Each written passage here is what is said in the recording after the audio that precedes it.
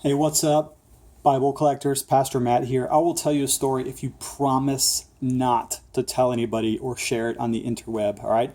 When I was in college, I went into the grocery store, and there was this life-size cutout of Mike Ditka. You remember him? Selling Ritz crackers, I think it was. And I thought, what if I put this thing in my cart? I'm just going to put it in my cart until somebody says something. Well, nobody said anything, and so I went up to the cashier to check out. I paid for all of my items, and she didn't say a thing. She looked at me weird, but she didn't say anything. And then there was a police officer by the exit of the grocery store, and I thought, surely he's going to tell me to put this back, but he didn't. He just waved at me, and I waved at him. And so I walked out in broad daylight with this Mike Ditka cutout, and it was stealing. It was wrong. It was a sin. Don't ever do that, YouTubers. But I did it, and I got to tell you, I feel the same way about stealing this Bible as I did for stealing the Mike Ditka cutout. Only the difference is I did not steal this Bible, I promise you. I paid about $95 at the time for this particular edition, and I want to recommend it to you wholeheartedly because it is like stealing something in broad daylight. Let's talk about what is this Bible. This is the large print Thinline reference Bible in top grain leather brown, which means it's the best cowhide you're going to get. It's not goatskin, it's not calf skin, it's top grain cowhide leather. But man, is it fantastic. You're going to feel like you stole something in broad daylight with this Bible. Let's look at the outside. We have here one of the most soft and supple covers of any of the premium Bibles that I own.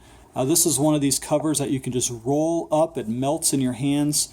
This has 6 ribs on the spine, and it is a very handsome and attractive looking exterior. When you look at the cover on the inside, you see that the corners are very nicely tucked. There is no sewing or stitching, nor is there a gold gilt line here. But those are aesthetics, although I suppose you would say that the stitching does add to the strength and structure of the overall Bible. But I have no doubt that this is going to last a lifetime. This is a edge-lined Bible, meaning that the real leather here is tabbed onto the block and covered up with an end sheet. And what's amazing about this Bible, as we turn now to the interior, is really how readable this fantastic large print edition is of the ESV translation. This is one of the larger prints that I have in any of my Bibles. I don't have poor eyesight. I'm nearsighted, can't see far, but I don't need large prints.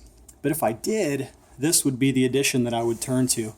It has wonderful line matching, which if you're not in the know, is the idea that this line is printed exactly over top of the lines on the other page in reverse, so you don't have that distracting ghosting effect where you keep thinking about how thin the Bible paper is.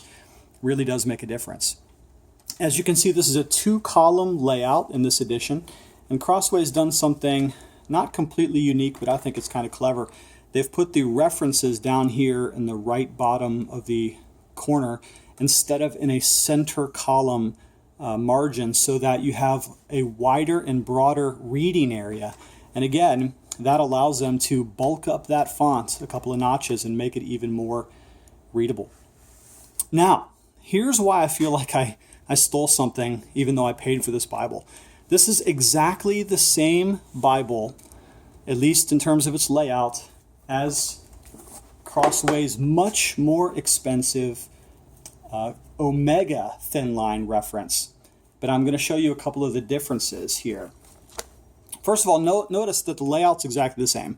Psalm 63 right here, Psalm 63 right here. Nothing different about that.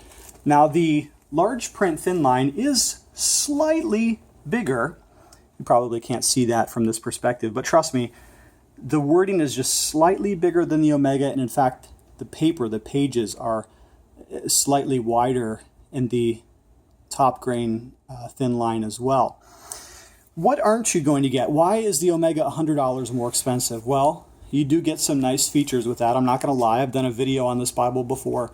You're going to get the colored gilt edges versus the plain white. There is gold gilting here, but white under gold. This has the red under gold. It also has a nice, handsome gold trim line here called a gilt line. And this does have the stitching of the leather, which the top grain does not. Add to that the fact that this is a goatskin edition, whereas the Bible we're featuring today is a top grain cowhide, and thus you have the $100 difference between the expensive one and the much lesser version. So which do you want?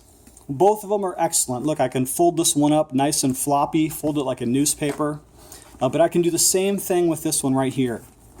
If I want to preach with this one, gentlemen, ladies, don't do that. You're not supposed to in the Bible. But men, if you're going to preach with this Bible, look at how nice and floppy this is in the hand if you're into that sort of thing. So overall, with this Bible, you have a premium quality Bible, in my opinion, all right, in my opinion, for about $100 less than the much more expensive Omega Thinline, although it is goat-lined and does have a few other tricked out bells and whistles to it. Okay, so I'm going to do you a solid today. I'm going to post the Amazon link to this Bible. If you want to get this Bible, I just looked it up.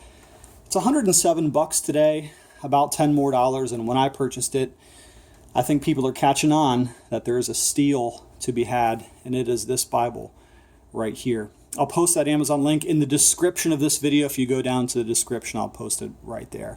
Also, don't forget to check out my other videos on my Bibles and Rebinds playlist. And don't steal anything from the grocery store. That would be a sin. Have a great day.